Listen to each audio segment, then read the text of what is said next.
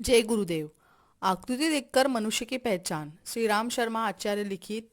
आज के और आखिरी भाग में हम देखेंगे पीठ, छाती, पेट, बाहें और आदमी का रहन सहन। इस पर से हम मनुष्य की पहचान कैसे कर सकते हैं। तो चलिए शुरुआत करते हैं पीठ से। चौड़ी, सीधी, चिकनी और गोलाई लिए हुए पीठ सौभाग्यशाली मनुष्यों की होती है। रीढ़ की हड्डी भीतर धसी हुई हो, मांस से ऊपर चमकती नहीं हो, तो उससे सुखी जीवन का चिन्ह कह सकते हैं। रीढ़ की हड्डी ऊपर उभर रही हो, उसकी गांठें अलग अलग दिखाई पड़ रही हो, तो उसे शारीरिक व्यथाएं सताया करती है। पीठ के पिछले भाग में यदि पसलियां चमकती हो, तो ऐसे मनुष्य को घमंडी, ईर्ष्यालु तथा फिजूल खर्ची खर्ची समझा जा सकता है। पीठ पर यदि 5 के भीतर तिल हो तो शुभ है। 5 से अधिक तिल हो तो संतान की ओर से उस व्यक्ति का जी सदा जलता रहता है। सांप जैसी अधिक लंबी किंतु बहुत ही कम चौड़ी पीठ जिनकी होगी, वे सदा चिंता में डूबे हुए देखे जाएंगे। ऐसे लोग बहुत ही कम हंसते पाए जाते हैं। छाती। साहसी लोगों की छाती पर बालों की अधिकता रहती है।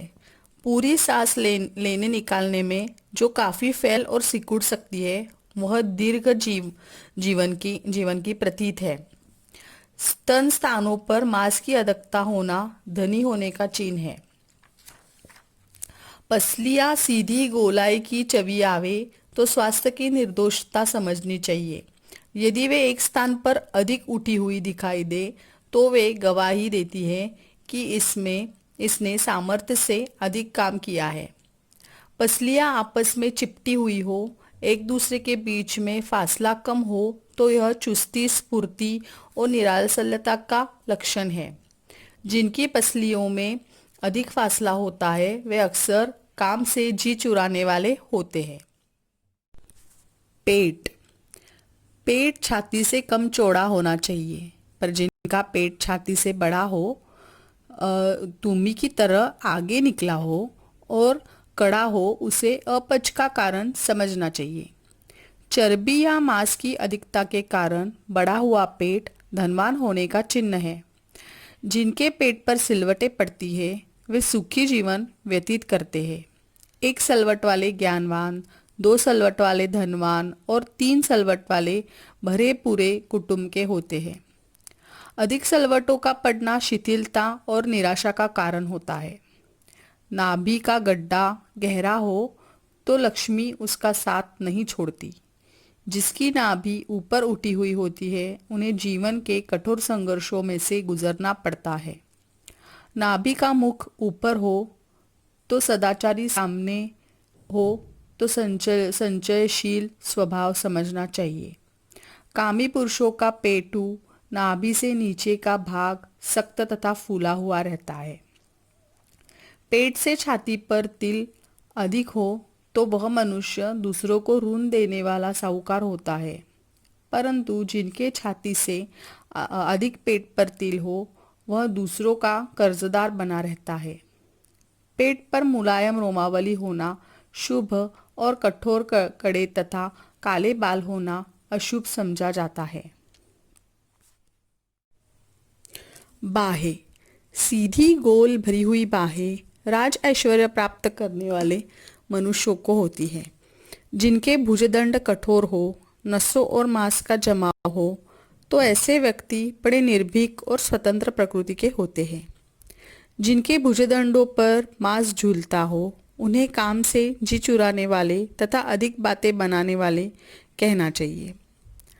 बाह पर नसें बहुत उभर रही हो तो इसे चिंता का कारण समझना चाहिए। बाहों पर रोमावली होना कवि या स्वाध्याय प्रिय होने का लक्षण है। जिनकी बाहों पर अधिक बड़े बाल हो तो वे उपकारी और उदार स्वभाव के पाए जाते हैं। जिनकी कलाई पतली, कोमल, मांस में दबी हुई हो, उन्हें दूसरे के उपार्जित वैभव को भोगने का अवसर मिलता है।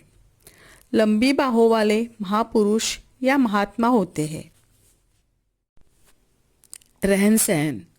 जोर जोर कदम कदम पटक कर सड़क पर खटपट करता हुआ चलने वाला मनुष्य अभिमानी, चुस्त और फुर्तीला होता है। पैरों को हाथी की तरह गाड़ गाड़ कर चलने वाले स्वावलंबी, शांत स्वभाव, धैर्यवान और न्यायप्रिय होते हैं। अपने सिद्धांतों की रक्षा के लिए ऐसे लोग बड़ी बड़ी आपत्तियों का मुकाबला भी खुशी खुशी करते हैं।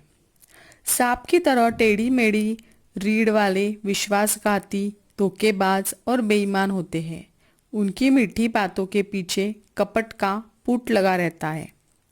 जो बहुत अकड़कर बातें करता है, जरा सी बात में लाल पीला हो जाता है, हाथ पटकने का और गरजने लगता है, ऐसे मनुष्य को मिट्टी का शेर, इससे अधिक और कुछ नहीं समझना चाहिए। जिनके पैर छितराए हुए शराबियों की तरह इधर उधर पड़ते हैं और चलने में पैर एक दूसरे से लड़ते जाते हैं, ऐसे लोग आलसी, असफल और अंधविश्वासी होते हैं। जिनके कपड़े मैले, फटे और बिखरे हुए हो, उन्हें सुस्त, काहिल, लापरवाह और आत्मगौरव से रहित समझा जा सकता है। किंतु स्वाभिमानी और स्वच्छ तबीयत वाले गरीब होने पर भी तरतीब और सफाई के साथ कपड़े पहनेंगे, भले ही वे सस्ते या फट जाने पर मरम्मत किए हुए हो। बिखरे हुए बाल, मैले हाथ, बड़े हुए बाल, पीले दांत, टूटे बटन, फटे जूते, बड़े हुए नाखून, जहां तहां लगे हुए दाग प्रकट करते हैं कि इस व्यक्ति की आदतें ऐसी है जो दरिद्रता के दुख में ढकेल कर छोड़ेगी। जिनके चेहरे पर अनेक भाव क्षण क्षण में नहीं बदलते, वे प्रतिष्ठित महापुरुष होते हैं।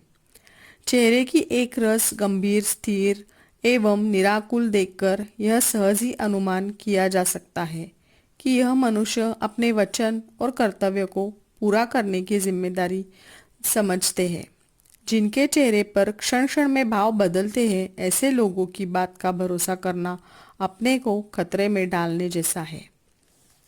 सामुद्रिक शास्त्र साक्षी है कि यदि शरीर, मन की दशा अस्वस्थ होगी तो चेहरे पर ऐसे चिन्ह प्रकट होंगे जो देखने में बुरे लगते हैं, खटकते हैं, कुरूप मालूम पड़ते हैं और अनायासी एक प्रकार का भय, आतंक तथा संदेह उत्पन्न करते हैं। यह बात ध्यान में रखने की है कि किसी के शुभ लक्षणों को तो निसंकोच प्रकट कर देना चाहिए, किंतु कुछ लक्षणों संबंधी धारणा प्रकाशित करने में बहुत संयम से काम लेना चाहिए, क्योंकि कदाचित किसी भूल के कारण वे लक्षण ठीक न निकले तो अकारण ही घृणा, कलह, विद्वेष तथा दुर्भाव बढ़ेगा। दूसरे, वह व्यक्ति यह विश्वास कर बैठेगा कि मेरे तो लक्षण ईश्वर ने ही दुर्गुण होने के बनाए हैं, तो वह निराश होकर अपनी बुराइयां छोड़ने का प्रयत्न न करेगा। अतएव जहाँ तक हो सके दूसरों को प्रोत्साहित करने, उनके सद्गुण प्रकाशित करने तथा आत्मगौरव एवं महानता की भावनाएं जगाने के लिए ही इस विद्या का उपयोग करना चाहिए। किसी व्यक्ति के बुरे चिन्हों को देखकर स्वयं सावधान रहना तो ठीक है, पर उसे बदनाम तथा हतोत्सित करके निराश, निर्लज्ज तथा शत्रु बनाना उचित नहीं।